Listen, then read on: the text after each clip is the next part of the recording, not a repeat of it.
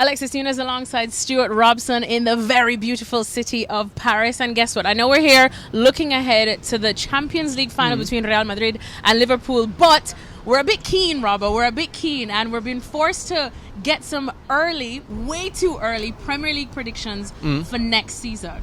Yes. Are you ready for them? I am. Right, so first and foremost, who's going to win it all next season? Based on what we've seen, I know that the champagne on the floor of Manchester is still not yet dry from City celebrations, but could it be City again? Based on what I've seen over the last few weeks, I would say Liverpool would be the favourites. But, of course, then Man City have got the striker who everybody wanted, Haaland. So how he settles in, I think, will determine who wins the title. Liverpool have been on a roll for a little while now. I think they know exactly how they want to play. Man City, you could say the same, but just over the last few weeks, and they had a great result on the last day of the season. There was that performance in the Champions League against Real Madrid. There was also against Atletico Madrid, where they were knocked off out their stride in the second game. So there's just moments when I think Liverpool look the stronger, more consistent side. Wow, so you're not buying into the Erling Haaland factor? I said if the teams are as they are at the moment. Do you see any situation with Haaland not quite fitting in? Because right now everyone's saying it looks like the perfect fit. He's exactly the striker Pep would have wanted. Even he kind of admitted it himself.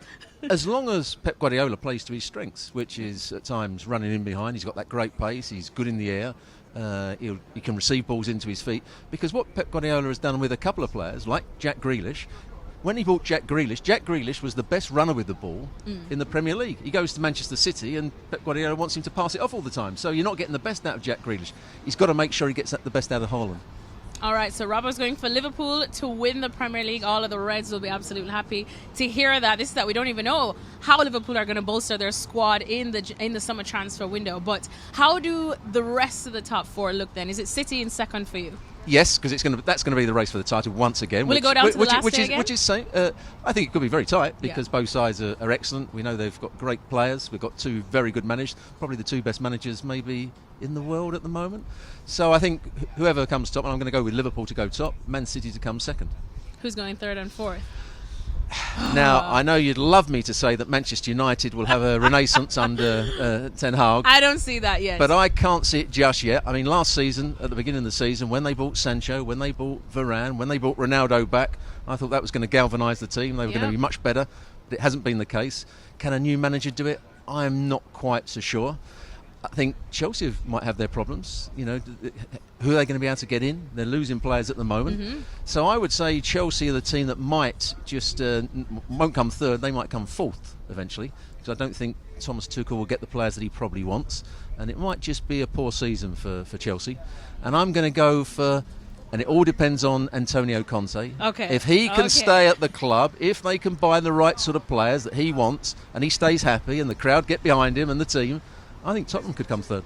Oh, so no room for your boys at Arsenal, your former club. Speaking of renaissances, I kind of, towards the end of the season, I know that, of course, the back-to-back-to-back losses that Arsenal suffered later on in the season kind of gave them quite a big blow. But people started to finally seem to buy into what Mikel Arteta is trying to do there. So do you not think of a renaissance there when it comes to your former club? I've got a feeling they've got some good young players. Yeah. And that's the key to Arsenal doing well.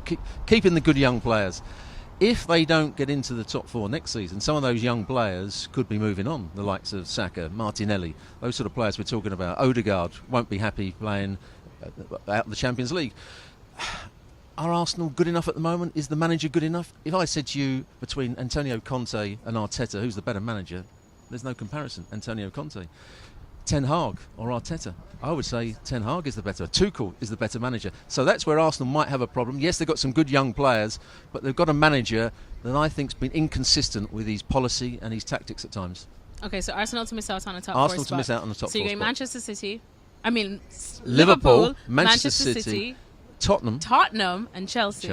Oh, Chelsea will not be happy with that. Neither will the red side of London. Top scorer now. Who's going to win that golden boot? This time we saw two very top players split. It's Heung-min Son towards the end of the season. Unbelievable stuff. Who do you see getting it next season? Well, I hate to say, I think I said at the beginning of last season, it was Lukaku. So nobody would want me to back them too much. But if Haaland plays most of the games and he's given the role that he should do, which is to run in behind the opposition, and Man City play well, you've got every possibility he'll be the top scorer.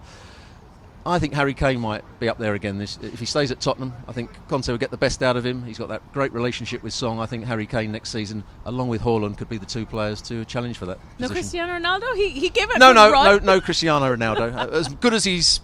I'm not saying as good as he's been. Individually. Yeah, he scored goals. I'm not sure his general build-up play has been particularly good, or his work rate's But he's allowed that. But he's allowed a bit of that. But he scored goals. But I don't think Manchester United are going to create enough chances for him.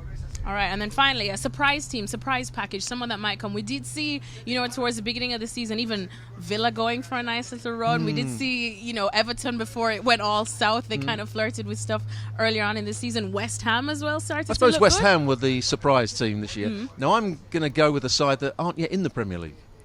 Nottingham Forest. They're playing on Sunday in the Championship playoff final. I've seen them play a lot this season in the FA Cup. They didn't play quite so well against Sheffield United in the semi-finals, but that was but they got through. I've just got a feeling they'll have a good season. They've got some very good young players. They've got a good manager in Stevie Cooper, and if they do get up, I think they could be halfway.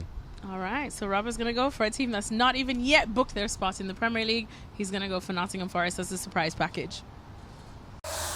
Thanks so much for watching ESPN on YouTube, and for more sports highlights and analysis, be sure to download the ESPN app, and for premium content and live streaming, subscribe to ESPN Plus.